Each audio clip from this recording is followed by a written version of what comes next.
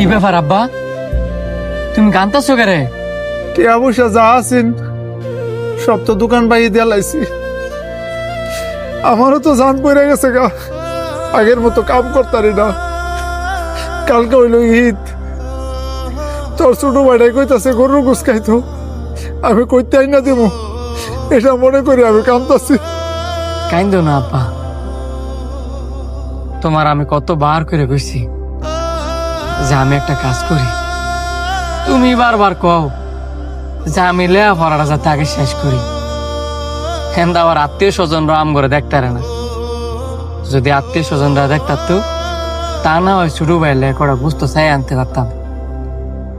আসলে কি আব্বা, মধ্য ফ্যামিলির ঘরে জন্মাইছি তো কারো কাছে চাইতে পারি না।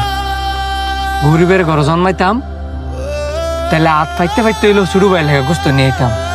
তুই ঠিক হয়ে গেছ বাপ, মধ্যবিত্ত হয়েছি দেখে ওই জায়গায় জায়গায় ঠিক না পারি কইতে, না পারি সইতে।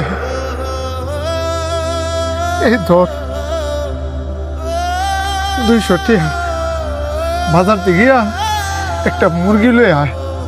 কালকে যদি বলাঠারে গরুর গোস্ত নাও দিতারি, মুরগির গোস্তটা দেওয়া লাগবো। আব্বা তুমি কোনো চিন্তা করো না, আমার বন্ধু সানি আছে না, হ্যাঁ নাকি এবার গ্রামও কুরবানি দিব। আমি হ্যার কাছে যাম, দেখবা হ্যাঁ আমার জীবন না করতো না, এতগুলো গুস্ত দিয়ে দিব। তুমি থাও, আমি মুরগি লই।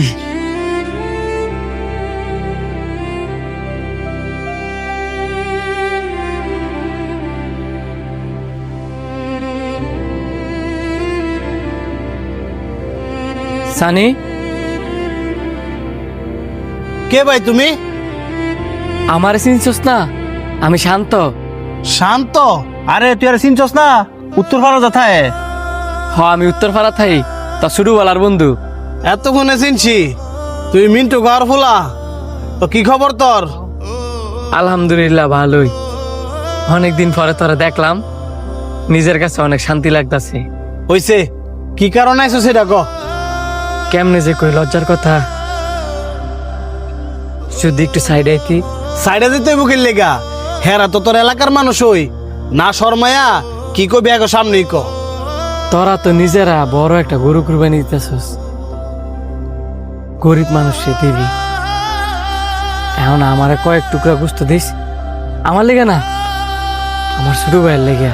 তোর ধরন দিয়ে কে বুঝতে লাইছি তুই যে কিছু একটা চাইতে আইসস। এতদিন পরে যে তোর বন্ধু আইছে এটার খোঁজ খবর নিতে আইসস না। বাদ দে, কুরবানি তো তুমি ফকিরনি করে দেওয়ানের লেগা। কালকে একটা ফুল দিন লয়ে আয় বলিস, দিয়ে দে মনে কয়েক টুকরা। আমি তোর বন্ধু, সেই হিসাবে তোর কাছে আমি একটা আবদার লইছি, আর তুই আমার ফকিনির কাতারে ফালাইলি। তুই তো আমার আত্মীয় স্বজন না, যে আত্মীয় স্বজনের বন্ধ করতে তোর গুস্ত দিব। আবেগি কান্দা না কান্দা কালকা ফকিরনি গলগে লাইন ধরা গুস্ত লয়ে যাইস।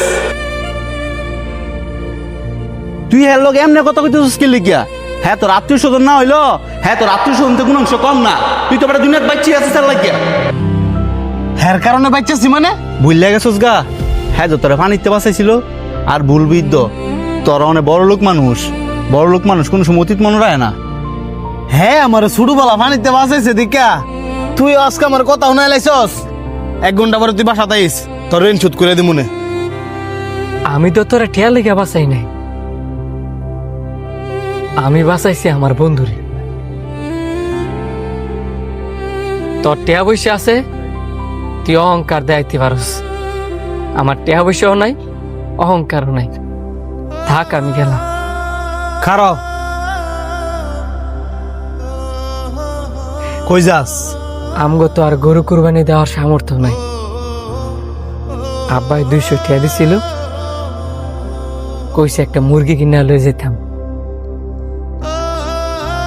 আমগো যে সামর্থ্য নাই এটা আমি বুঝলে কি হইব, আমার ছোট ভাই তো আর বুঝে না। এর লেগে বাজার চাইতেছে একটা মুরগি আনতাম। তুই যদি কুরবানিদের দিন মুরগি খাস, তো আমার এত বড় গরুটা খাইবো কেনা?